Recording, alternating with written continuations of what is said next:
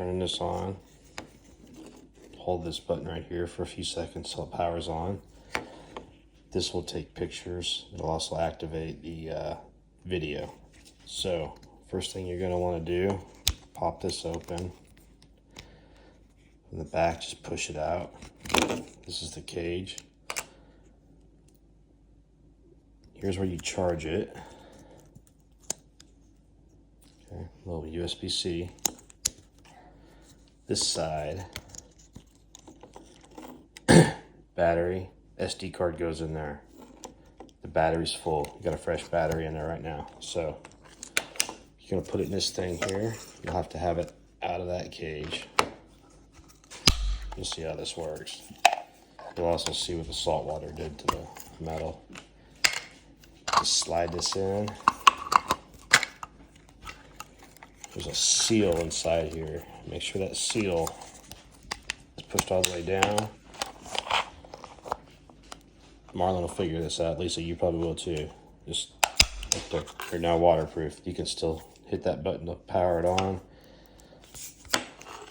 You can move this around with this shoe however you want. Something else about this, unscrew this. You got storage for whatever you want. Now, I won't guarantee this is 100% waterproof in super deep water. I did get a little water that tripped in there, but I don't know if this was loosened or if it just got so deep that the pressure released a little bit, but it wasn't like soaked, it was just damp. I'm going to take this thing out. Same thing, there's a little slide right here. Pick this up.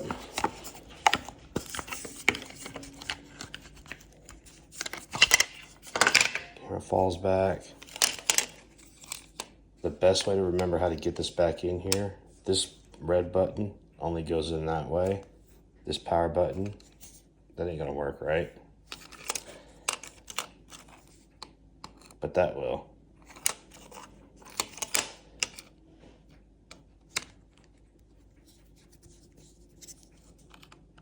Only way it goes in, there's only one way. Just like that. Shut it. If you try to put it in the wrong way, you can't. Impossible. There you go. That's it. That's all you need to know. Figured I'd walk you through the back end of it too, since I'm going to upload to YouTube.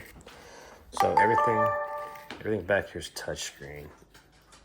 There's no SD card in there, so it's telling you that ST, right? It sees, notices.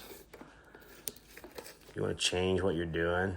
Don't mess with any of this stuff. That'll just confuse you. That's settings. I've got it set the way it needs to be on auto. Swipe up. If you want to change your resolution, frames per second, or I would recommend not messing with the frame rate either, unless you know what you're doing.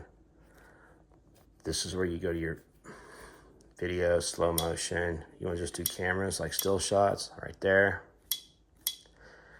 Time lapse.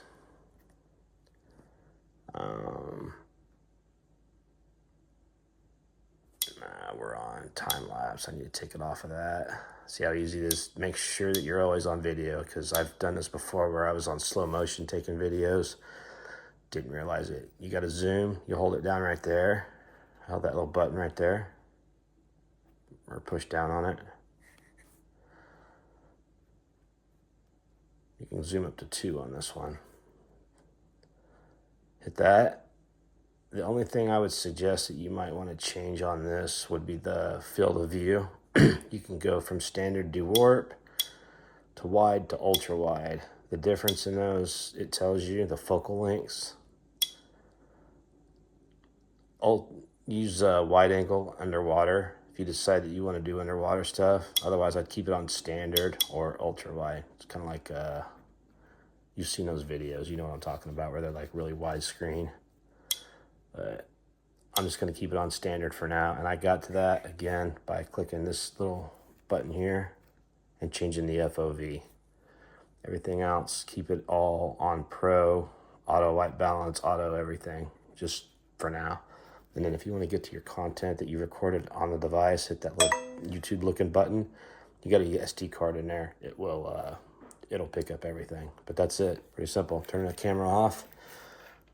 Hold that button. It will auto power off after a couple minutes if you don't touch it. So just FYI.